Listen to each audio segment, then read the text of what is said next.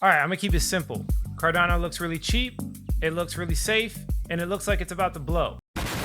In this video, I'm gonna go over recent news. I'm gonna give you the exact reasons why I don't know if I want to call it an Ethereum killer. I don't think that's the right word, but I think it's the best layer one to compete, not compete, but spread blockchain. Like I hate saying these limiting words. I think Cardano has a specific use case. I think now they have the tools. The specific news that just recently come out is very important and might change the game. Now, I've gone over multiple times with you guys, pros and cons to everything.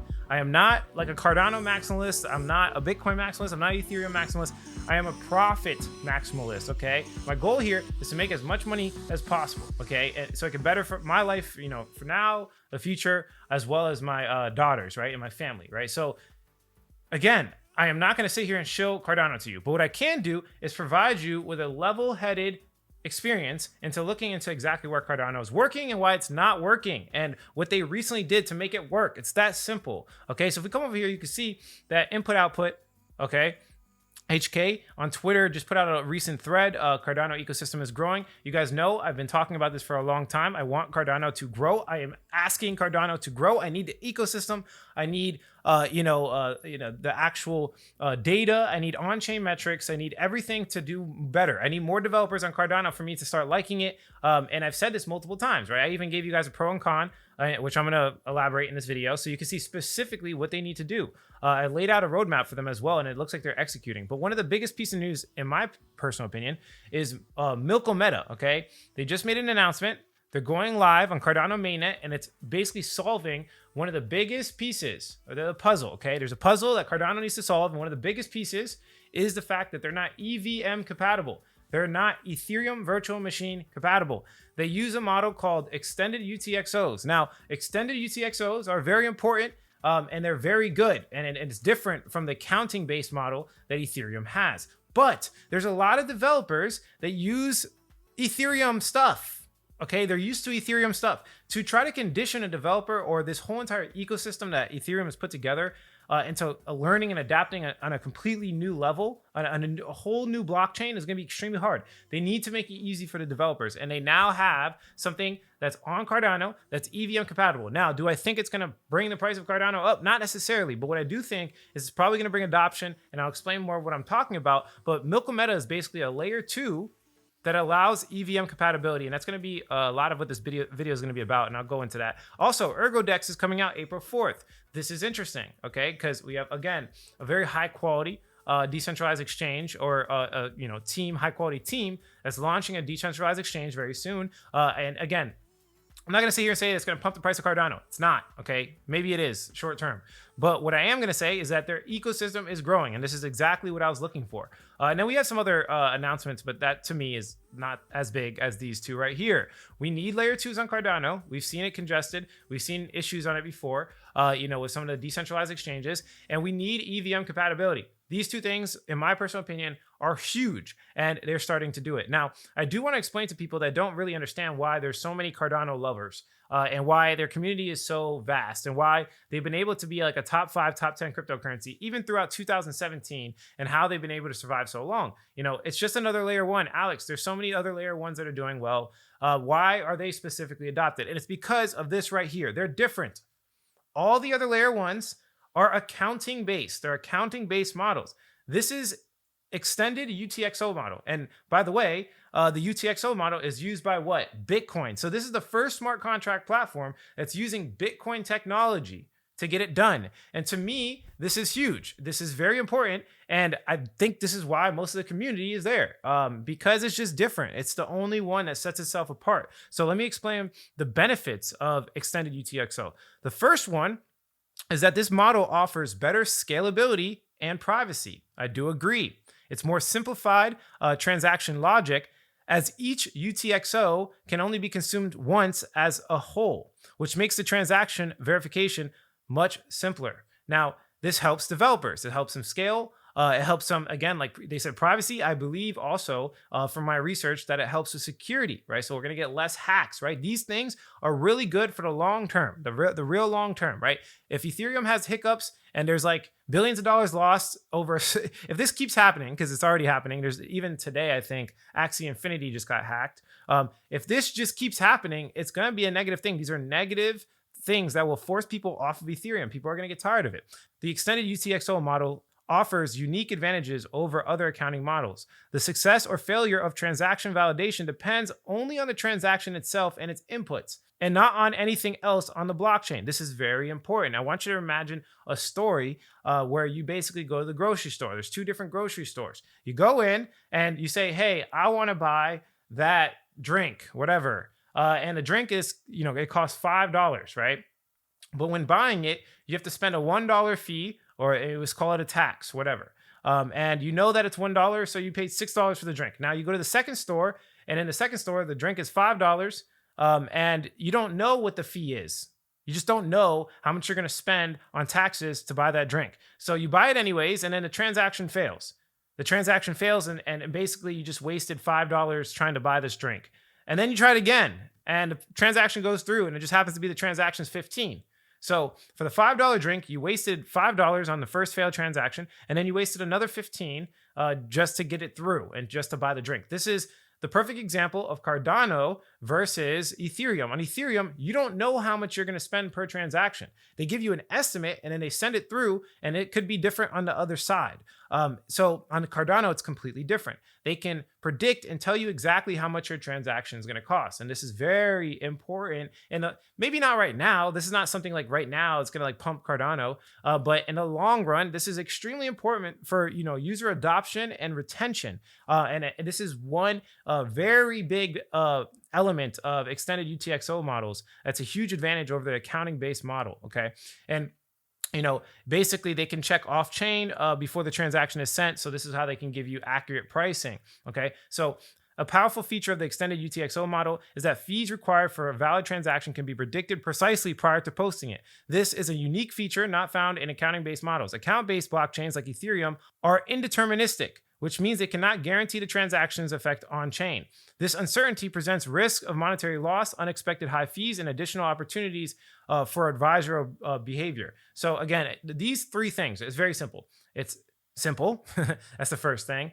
So it's easier for security and privacy. Okay. They offer a validity of transaction costs, so they can tell you exactly how much it's going to cost, and it's actually going to go through, right?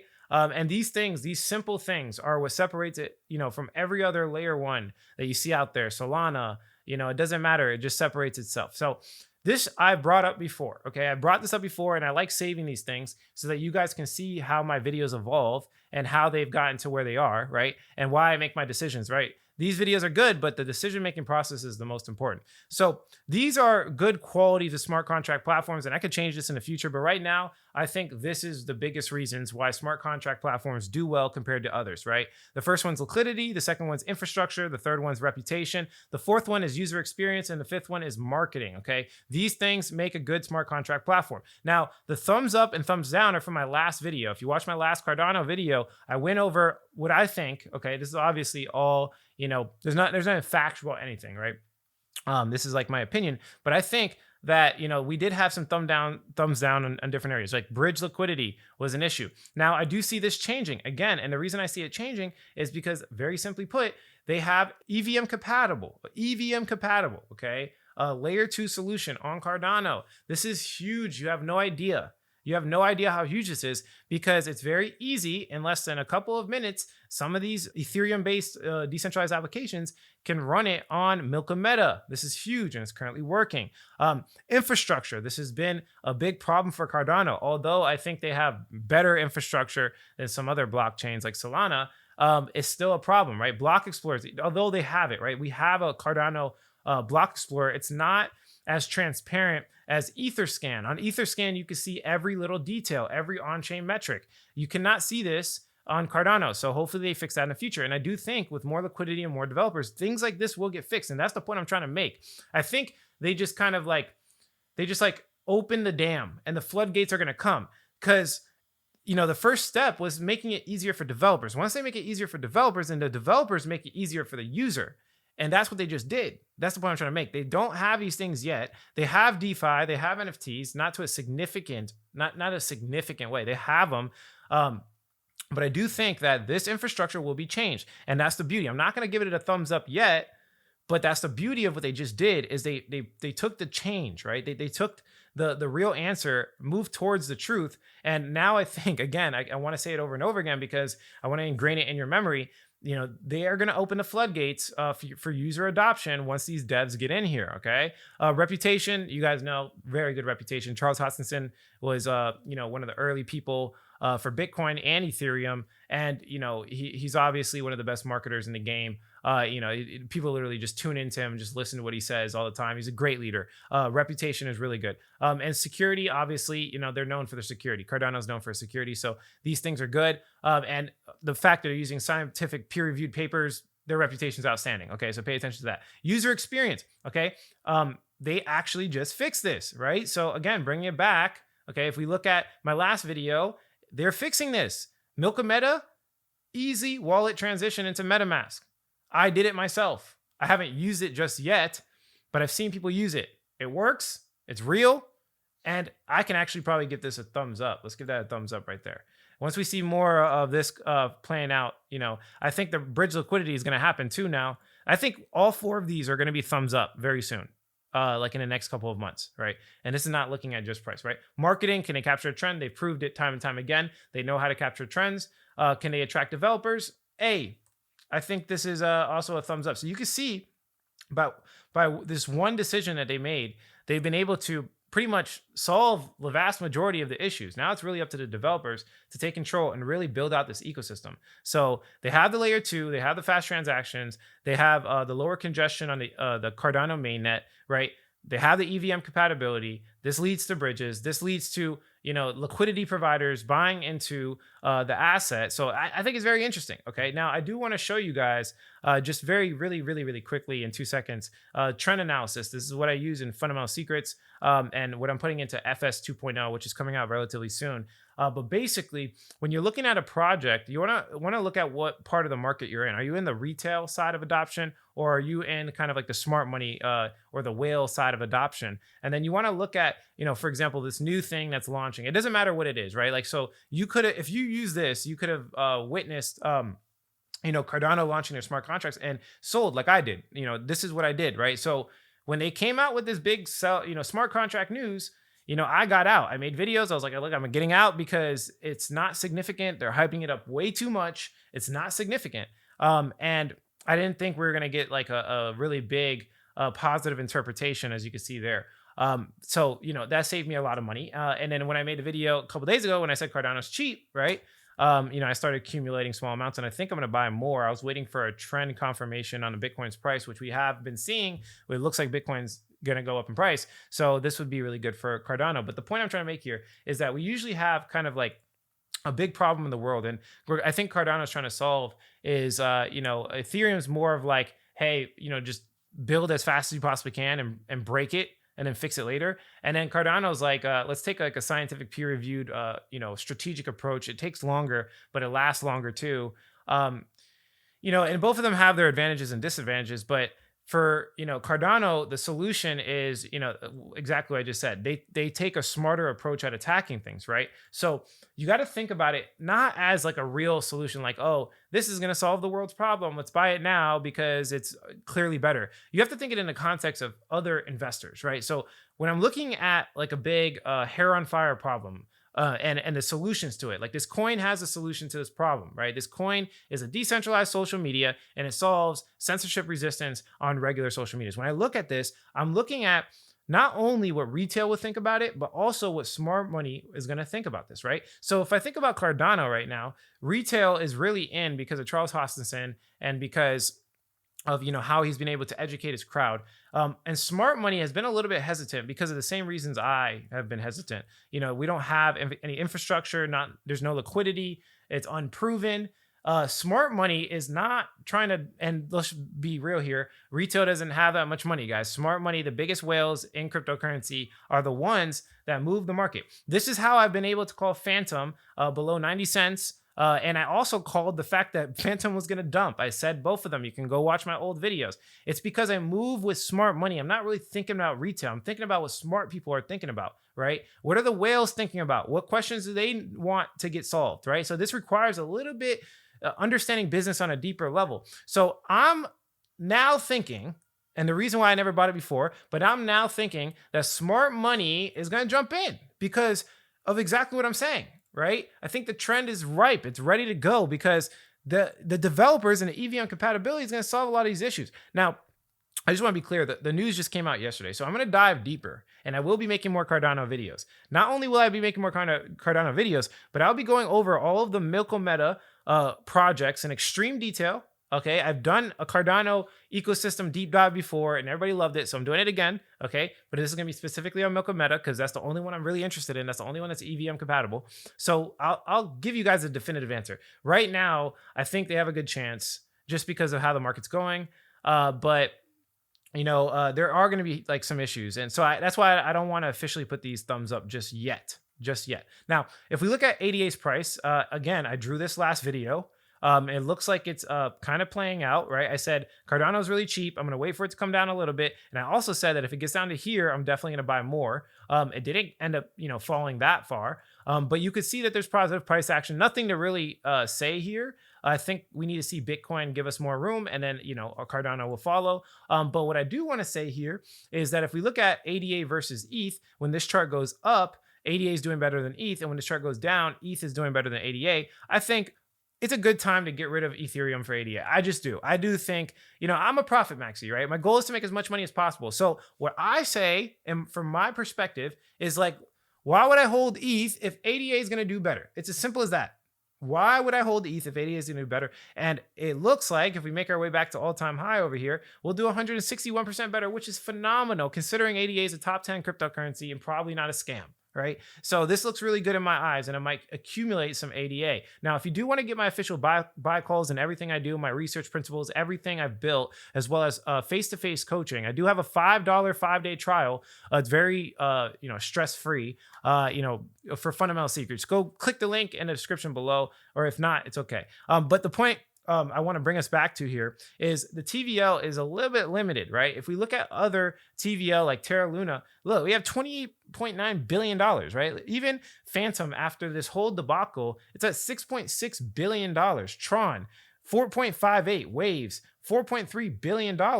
And if we look at Cardano, it's only 315 million. Now, this tells me two things. Again, they have not attracted developers, but they are making ways to attract developers. And two, they have a lot of room to grow. So even if, Cardano, right, if we look at the price, it's a top 10 crypto.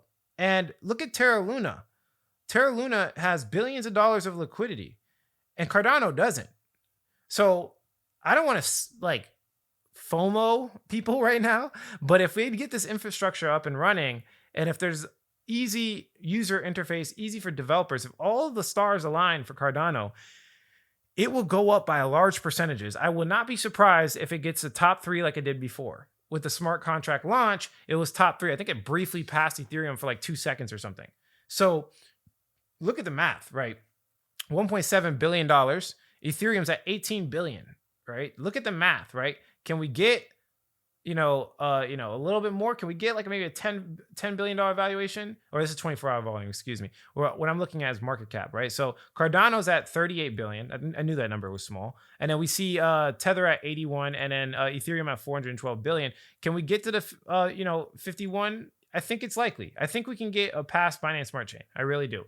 For Cardano, just because it has something unique to offer. Binance Smart Chain is doing the same thing as Ethereum, but just faster and more centralized, right? So I think, again, it's just separating itself in the market. Now, if we look at on-chain metrics, there's a couple of things I want to point out, right? There's still a lot of people out of the money. 55% of people in Cardano have lost money, which is interesting because they're likely to hold. I don't think people sell at a loss in crypto too much because it's just like this hodl culture. Also, whales started accumulating on this dip. As you can see, whales have accumulated right around here, and you see a large percentage of them accumulating.